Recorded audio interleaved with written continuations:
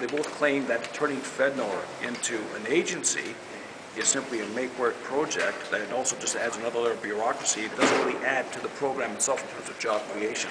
No, not at all. What it adds to is accountability, so that we know where the money is going. One of the biggest problems we have with FedNor is that when we want to know where the money is going, we don't find out till up to 18 months after the year end, because it doesn't catch up and it gets buried within industry. So we don't see what's there. This is about accountability. And I know the Conservatives talk about accountability, but when it comes to accountability, they get an F grade. So if you can just touch a bit of why it's important to switch from a program to an agency. As I mentioned earlier, with a program, what happens is it's under the purview of the minister. They can change things around, they can change whatever they want, and do whatever they want with the money. It's not transparent, it's not accountable. Under an agency, you can see exactly where the money is going to go and where it is going. I know they'll talk about bureaucracy. You know what? Everything is already in place for FedNor. There wouldn't be much to add to turn it into an agency. And why is it that the rest of the country, whether it's ACOA, whether it's Western Opportunities, whether it's SODA, why is it that they are all agencies and Northern Ontario is treated as a second-class citizen? Is it because Northern Ontario they want to treat it as a slush fund? That doesn't seem right. So is it easier to cancel a program rather than an agency? Is that part of the issue that you have? That's a very good point, because a program can be canceled at any time. It can be shifted around. They play with it.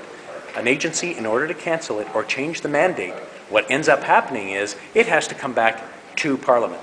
And Parliament has to make that decision. It has to be a vote from Parliament.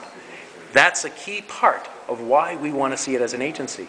We have needs in Northern Ontario, and we want to bring our economic development at the same level as everyone else. We don't want it to be a slush fund for the minister. So what do you see as becoming an agency? How will it benefit those in Northern Ontario as opposed to the program they have now? Well, as an agency, it will have solid, guaranteed funding. It will continue. And we'll be able to plan better because we'll see where that money is going. There'll be a budget brought out. We can actually see the figures. I've had it happen a number of times where I've had the minister come to the committee on industry I sit on, and I've asked the minister, can I have the numbers for FedNor? And one time he brought me this cute little brochure with lots of pictures. Well, I live in Northern Ontario. I'm from Northern Ontario. I know how beautiful it is here. What I need are numbers. We never got them. They were promised another time. Numbers weren't forthcoming. Even after the year end, you go digging down on the estimates which tell us where the money is spent. We get a hold of the minister, his office. They can't give us anything because it's not quite clear. It's muddled. No.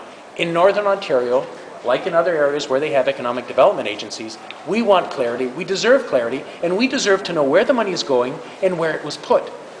Is there a possibility that, or does it happen where, as a program, these dollars are shifted and funded to, say, a political party-friendly business or industry? Does that happen? Well, a program would be a lot like the G8 funds, where the minister would sit down and say, you know, he'll have to go through this and that, and make some decisions to make sure where the money is going. So it really is up to the minister in a program, whereas otherwise there's more accountability. What we've seen in the G8 is the Minister of Industry sits down with a local hotel manager and they decide where the money's going and what's going to be developed. That's unacceptable. That's not the way we do economic development. Economic development is about identifying what the real needs in the area and do it. Not having some minister from Toronto come up and say, well, you know what? This guy was friendly, let's give them the money.